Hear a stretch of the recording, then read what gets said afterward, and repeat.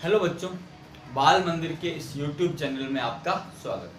बच्चों, हम लोग बात कर रहे थे प्रकाश की प्रकृति के बारे में, जिसमें हम लोगों ने एकल झिर्री से फ्राउनहोफर विवर्तन की बात की थी, जिसमें मैंने आपको बताया था कि किस प्रकार पर्दे पर, मैंने आपको ये चीज़ बताई थी कि हमने बात की थी पर्दे पर ये हमारे स्रोत हैं और पर्दे पर क्या बनता है, central bright, first dark, second dark और थर्ड डार्क।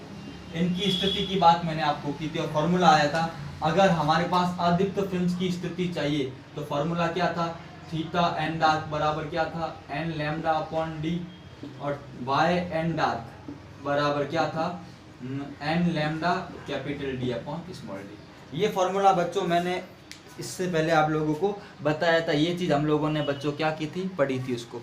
अब हम बात करते हैं कि किस प्रकार से उच्चिष्ट की बात करते हैं। किसकी बात करते हैं बच्चों, उच्चिष्ट की बात करते हैं कि किस प्रकार हमें पर्दे पर क्या प्राप्त होते हैं बच्चों, उच्चिष्ट प्राप्त होते हैं। क्या प्राप्त होते हैं बच्चों, उच्चिष्ट प्राप्त होते हैं, ध्यान रखना। उसको हम लोग बच्चों यहाँ पे समझेंगे, तो मैं इस चीज़ को इरेज कर देता हूँ। अब हम बात करते हैं उच्चिष्ट की स्थिति। किसकी स्थिति, उच्चिष्ट की स्थिति बच्चों। तो उसके लिए बच्चों हम बात करेंगे, ठीक है। अब हम बच्चों एक बिंदु लेते हैं, इसको समझने के लिए हम वापस वही डायग्राम की बात करते हैं कि जैसे हमारे पास ये स्रोत है, ये क्या है, हमारे पास स्रोत है लाइट का बच्चों, और ये स्लिट है बच्चों, ये पर्दा है, ठीक है। अब बच्चों यहाँ हम लोगों ने एक उत्तल लेंस लिया था, आगे वाले लेंस को हम लोग दिखा नहीं रहे ताकि डायग्राम थोड़ा इजी हो जाए, उसको भी दिखा सकते हैं बच्चों, पर उसको भी हम दिखा नहीं रहे,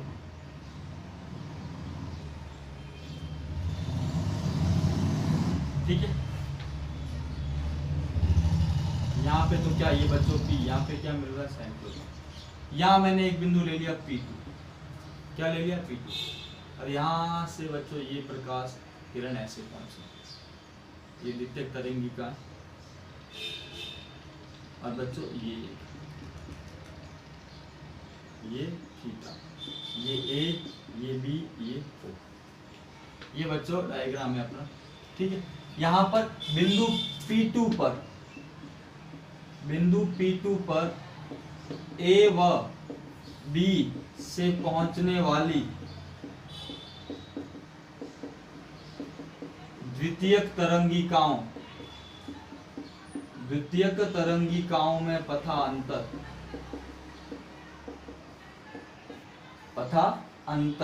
और पथा अंतर हम बच्चों मान लेते हैं, कितना मान लेते हैं, पथा अंतर द्वितीयक तरंगिकाओं में पथा अंतर बराबर 3 लैम्डा बाई 2 हो, तो P2 पर क्या होगा, P2 पर प्रथम द्वितीयक उच्चिष्ट। इसको द्वितीयक उच्चिष्ट क्यों बोलते हैं, क्योंकि प्रथम जो केंद्र वाला है वो अपने केंद्र पे प्रथम द्वितीयक उच्चिष्ट प्राप्त होता है।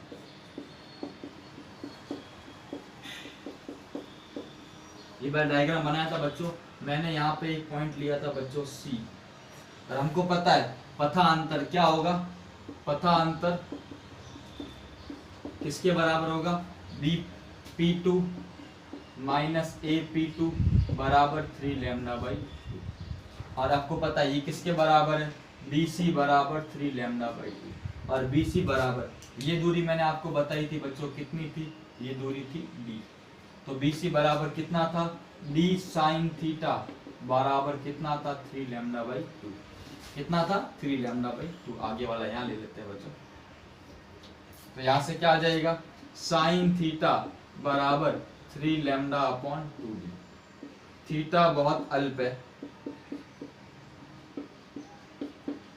तो क्या हो जाएगा, साइन थीटा बराबर क्या हो जाएगा, थीटा, यहाँ से क्या आ जाएगा, थीटा फर्स्ट ब्राइट प्रथम द्वितीयक उच्चिष्ट है, क्या हो जाएगा, 3 लैम्डा अपॉन क्या हो जाएगा, 2D।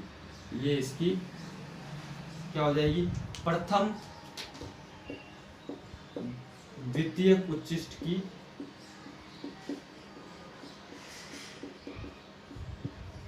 कोणीय,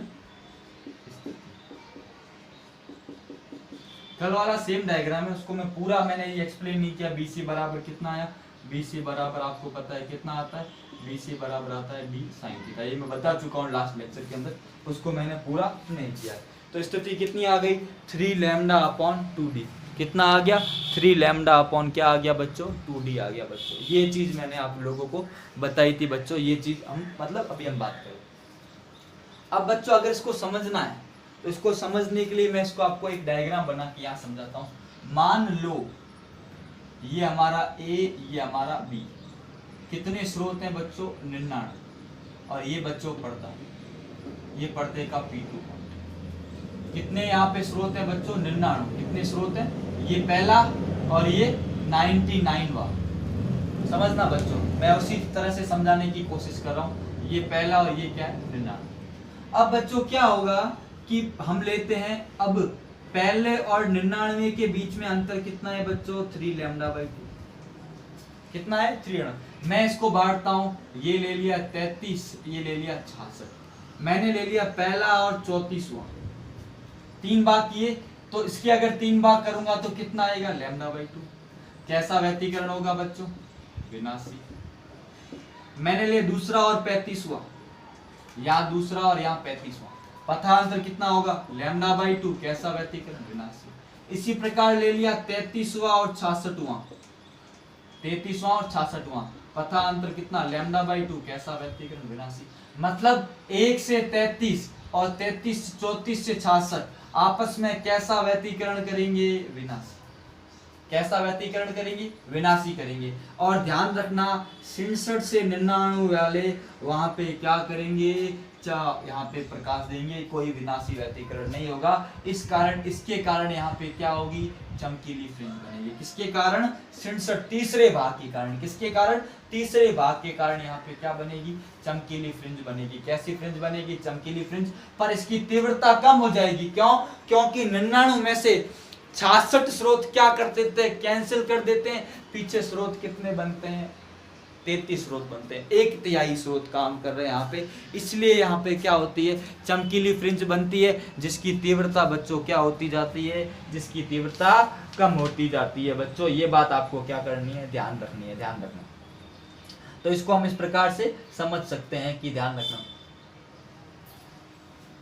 इसको मैं अगर लैंग्वेज के रूप में लिखा हूं तो बच्चों ये नोट कर लिया होगा, ये चीज मिटा देता हूं। इसको क्या लिखेंगे, अगर लैंग्वेज के रूप में लिखा हूं तो क्या लिखेंगे कि स्रोत ए बी को 3 बराबर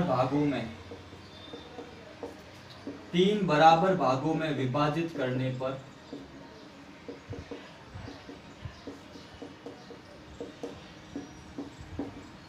प्रथम 2 भाग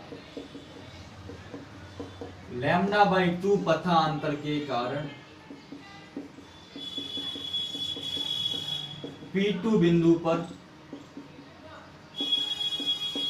विनाशी व्यक्तीकरण करेंगे।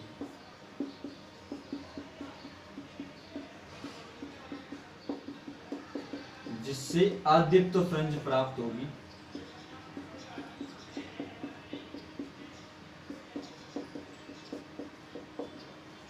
तथा तीसरे भाग के कारण P2 पर दीप्त फ्रिंज प्राप्त होगी।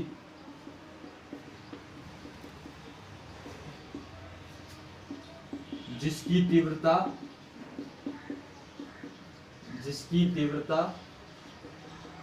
केंद्रीय उच्चिष्ट से कम होगी।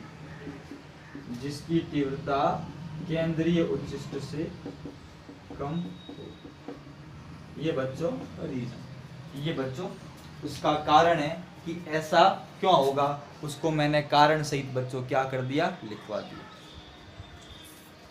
क्या कर दिया बच्चों, कारण सहित मैंने इसको लिखवा दिया। अब बच्चों ये तो आप नोट कर लें। अब अगर इसको मैं आगे ले जाऊं, इसको अगर मैं आगे ले जाऊं तो यहाँ पे एक और चीज बन जाएगी। आपको पता है tan थीटा बराबर क्या हो जाएगा, y अपॉन क्या होगा, d। थीटा अल्प है तो tan थीटा लगभग किसके, थीटा के, और किसके बराबर होगा, y अपॉन b। अतः ये ठीक है, अब इसको लिख सकते हैं वन ब्राइट,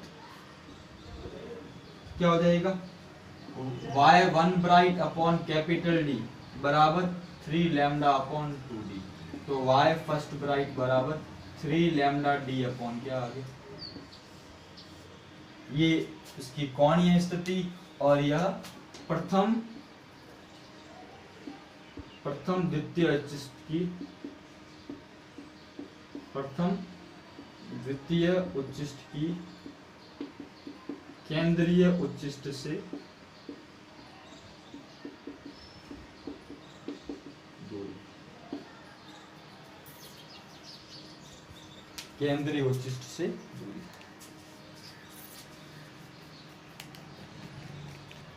ठीक है बच्चों, बात समझ में आ रही है अच्छे से, पूरा मैथमेटिकल आपको समझाने की कोशिश कर रहा हूँ, ग्राफ भी आपको बताऊंगा कैसे, अच्छे से हम इसकी डिस्कस करेंगे पूरा। ठीक है बच्चों, अब इसको पूरा हम बात करते हैं, तो इसको मैं डायग्राम को मिटा देता हूँ।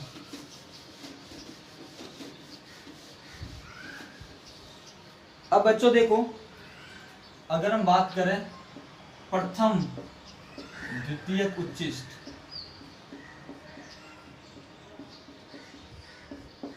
फॉर्मूले क्या है बच्चों, थीटा फर्स्ट ब्राइट बराबर 3 लैम्डा अपॉन 2D और y फर्स्ट ब्राइट बराबर 3 लैम्डा D अपॉन 2D। अब बात करें इसी प्रकार, अगर हम बात करें द्वितीय उच्चिष्ट, तब बच्चों हम कितना लेंगे, तब लेंगे 5 लैम्डा, कितना लेंगे 5 लैम्डा। तो फॉर्मूला क्या बन जाएगा बच्चों, थीटा सेकंड ब्राइट बराबर 5 लैम्डा अपॉन 2D और y सेकंड ब्राइट बराबर 5 लैम्डा D अपॉन। इसी प्रकार अगर हम बात करें nवे द्वितीय उच्चिष्ट की, इसकी बात करेंगे थीटा n ब्राइट, यहाँ हो जाएगा 2n plus 1 lambda upon 2D। अब देखो 1 रखो, तो यहाँ 1 की बात करें तो 2 into 1 2, 2 plus 1 3, 3 lambda upon 2D। 2 रखो, 2 into 2 4, 4 plus 1 5, 5 lambda upon 2D। और y n ब्राइट बराबर 2n plus 1 lambda D upon 2D। ये फॉर्मूला बच्चों सदाबहार फॉर्मूला है, ध्यान रखना। अरे बच्चों जब ये लिया था ना, तो यहाँ ध्यान रखना मैंने कितने स्रोत लिए, 100। तो ध्यान रखना यहाँ होगा 21 20, यहाँ 40 60 और 80। तो ध्यान रखना अगर ये दूरी कितनी है, 5 लैम्डा बटा 2, कितनी है 5, तो पहले और 21वें के बीच में दूरी कितनी होगी, लैम्डा बटा 2। दूसरे और 22वें के बीच में दूरी कितनी होगी, लैम्डा बटा 2। और 20वें और 40वें के बीच में दूरी कितनी होगी, लैम्डा बटा 2। मतलब 1 से 20 और 21 से 40 कैसा व्यतिकरण करेंगे, विनाशी। उसके बाद 41वां 61वां पथांतर लैम्डा बाई 2, 42वां 62वां पथांतर लैम्डा बाई 2 और 60वां 80वां पथांतर लैम्डा बाई 2। तो 40 से 80 कैसा व्यतिकरण करेंगे, विनाशी। तो रहे कौन से, 81 से 100, जिसके कारण यहाँ पर कैसी फ्रिंज बनेगी, चमकीली, और तीव्रता और कम हो जाएगी। क्यों, क्योंकि 100 में से 80 तो अपनी ऊर्जा विनाशी व्यतिकरण के कारण, विनाशी व्यतिकरण होता है, केवल 20 के कारण कैसी फ्रिंज प्राप्त होगी, चमकीली फ्रिंज। इसी प्रकार ये प्रोसेस चलता रहता है, इसको इस प्रकार से हम लोग समझते हैं बच्चों। इसको आप अच्छे से क्या कर लो, नोट कर लो बच्चों, ध्यान रखना ये पूरा अच्छे से आप एक बार नोट कर लो।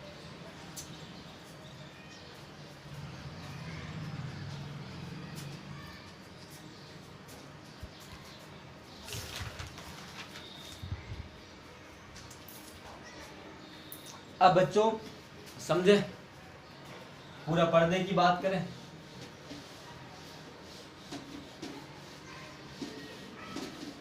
अब हम बात करते हैं पर्दे पर फ्रिंजों की स्थिति पूरी हम समझते हैं।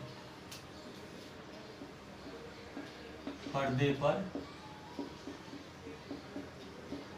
फ्रिंजों की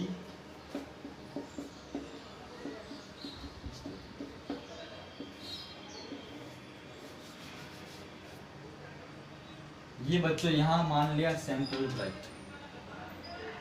उसके बाद बच्चों फर्स्ट डार्क, यहाँ पे भी फर्स्ट डार्क। फर्स्ट डार्क की अगर हम कोणीय स्थिति की बात करें बच्चों क्या थी, अभी मैंने आपको बताया लैम्डा अपॉन डी, और अगर उसकी स्थिति की बात करें तो lambda D upon same. First dark की कोणीय स्थिति लैम्डा अपॉन डी नीचे की ओर, और एक स्थिति की बात करें लैम्डा डी अपॉन डी। उसके बाद बच्चों यहाँ मान लिया फर्स्ट ब्राइट, जो प्रथम द्वितीय उच्चिष्ट फर्स्ट ब्राइट, ये तो सेंट्रल ब्राइट है। इसकी बात करें तो थीटा फर्स्ट ब्राइट क्या था बच्चों 3 लैम्डा अपॉन 2d, और y फर्स्ट ब्राइट बराबर 3 लैम्डा डी अपॉन। सिमिलरली यहाँ पर थीटा फर्स्ट ब्राइट बराबर क्या है 3 लैम्डा अपॉन 2d, और y फर्स्ट ब्राइट बराबर क्या है 3 लैम्डा डी अपॉन 2d। फिर हम बात करें बच्चों सेकेंड डार्क सेकेंड ब्राइट, यहाँ पर भी सेकेंड डार्क और सेकेंड ब्राइट। तो सेकेंड डार्क के लिए क्या हो जाएगी थीटा सेकेंड डार्क बराबर 2 lambda upon D, y second dark बराबर 2 लैम्डा डी अपॉन डी।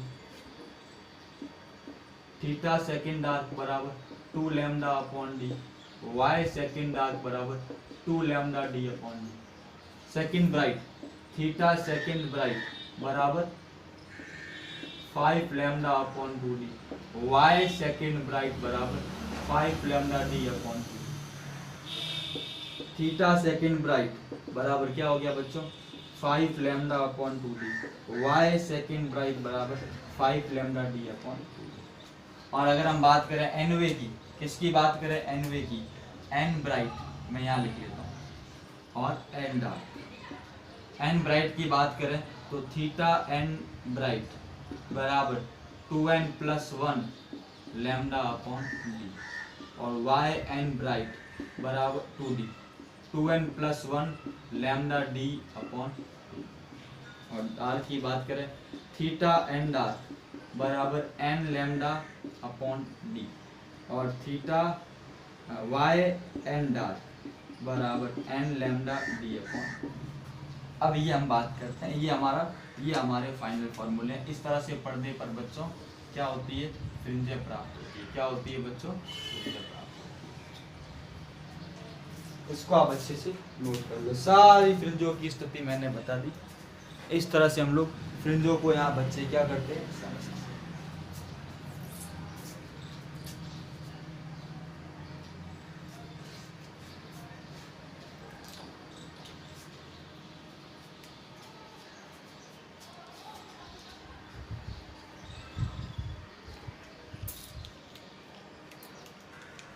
ठीक है बच्चों अगले लेक्चर में हम लोग अभी यहाँ आज इतना ही रखते हैं।